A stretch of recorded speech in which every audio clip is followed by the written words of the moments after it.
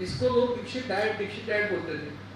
मेरे लिए तो ये जिसका डाइट था, क्योंकि मेरे मेंटर जो है डॉक्टर जिसका, लेकिन वो दीक्षित डाइट पॉपुलर होने लगा तो मैंने कहा कि ये डाइट वर्ड अच्छा नहीं है, इसलिए मैंने उसको दीक्षित लाइफस्टाइल बोला।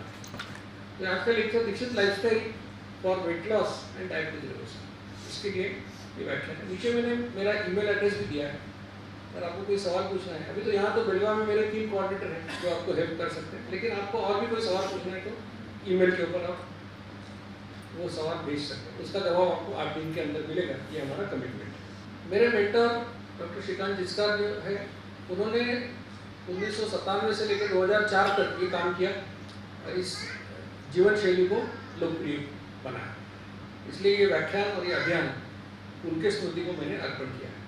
ये जो लाइफस्टाइल है जो मैं बताने वाला हूँ, ये 3 टाइप के लोगों के लिए नहीं है, उन्होंने उनको इसको फायदा नहीं होगा। एक, जो बच्चे 18 साल से कम एज के हैं उनके लिए नहीं है, उनके लिए हमने अलग प्रोग्राम चालू किया, इसको बोलते हैं स्टूडेंट्स अवेयरनेस प्रोग्राम। जो 18 साल से कम एज है उनको हम बोलते हैं कि 4 बार खाना खाओ, मतलब उनको 2 बार नहीं खा सकते, 4 बार खाओ।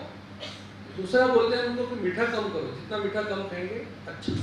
तीसरा बोलते हैं कि कोल्ड ड्रिंक को कभी टच मत करो, क्योंकि 100 मिलीलीटर कोल्ड ड्रिंक में 11 ग्राम शक्कर है और बच्चा 500 ml का कोल्ड ड्रिंक 5-10 मिनट में खत्म करता है। इसका मतलब वो 5-10 मिनट में 55 ग्राम शक्कर खाता है, 11 चम्मच। तो इसलिए तीसरी बात बोलते हैं हम लोग कि कोल्ड ड्रिंक को टच मत करो। और चौथी बात बोलते हैं बहुत इंपॉर्टेंट है आजकल के ज़माने में, वो है कि मोबाइल में फुटबॉल खेलना बंद करो और ग्राउंड पे जाके 1 घंटा खेलो। तो ये बच्चों के लिए हमने बताया, तो बच्चे 2 बार नहीं खा सकते, उनको 4 बार खाना। दूसरी कैटेगरी है जो माताएं प्रेग्नेंट है या बच्चे को दूध पिलाती है, जब तक कि बच्चा 9 महीने का नहीं होता उन्होंने नहीं करना है। तीसरी कैटेगरी है टाइप 1 डायबिटीज के मरीज।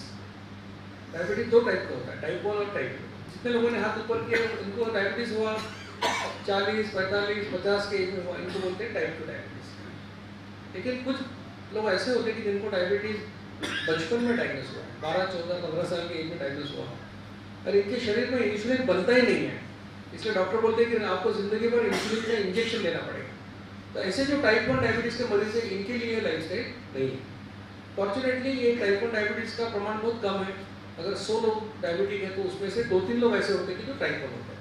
तो ये 3 कैटेगरी वाले लोगों को इसका फायदा नहीं होगा, इन्होंने ये नहीं करना है। लेकिन जो टाइप 2 डायबिटीज है उनको जरूर फायदा होगा, लेकिन एक प्रोटोकॉल फॉलो करना है। और टाइप 2 डायबिटीज लोग कुछ भी बोलो करने को तैयार है, एंथुसियास्टिक रहते हैं, कुछ भी बोलो। बीच में व्हाट्सएप के ऊपर एक पोस्ट आ जाती है, क्या था पोस्ट में, करेले का जूस बनाओ, एक बर्तन में रखो, उसमें पैर डुबा के बैठो, जब आपको कड़वी टेस्ट आएगी डायबिटीज गया। तो बेलगाम में करेले मिलना मुश्किल होता है। अब क्या ये लोग बेवकूफ़ है? इंजीनियर्स है, आर्किटेक्ट है, चार्टर्ड अकाउंटेंट्स है, ये बेवकूफ़ लोग हैं। इनको ये नहीं समझता कि जो बीमारी के लिए सालों साल मेडिसिन लेना पड़ता है और जो मॉडर्न मेडिसिन बोलता है कि इनक्यूरेबल है, वो करेले के जूस में पैर डुबा के ठीक होने वाला है, वो बेवकूफ़ नहीं है, वो निराश है, वो फ्रस्ट्रेट हो।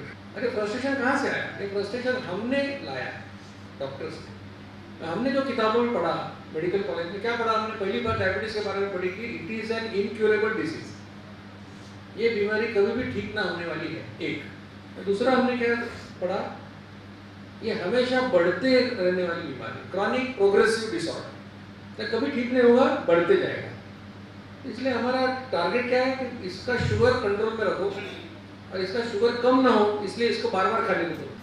शुगर कम हुआ तो हाइपोग्लाइसेमिया हो जाए, उसको तकलीफ हो जाएगी।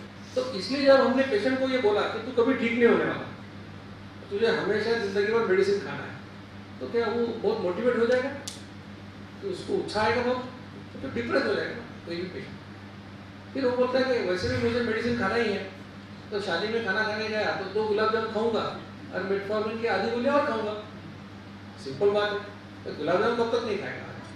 तो इसलिए टाइप 2 डायबिटीज के लोग उनको कुछ भी बोलो करने को तैयार है।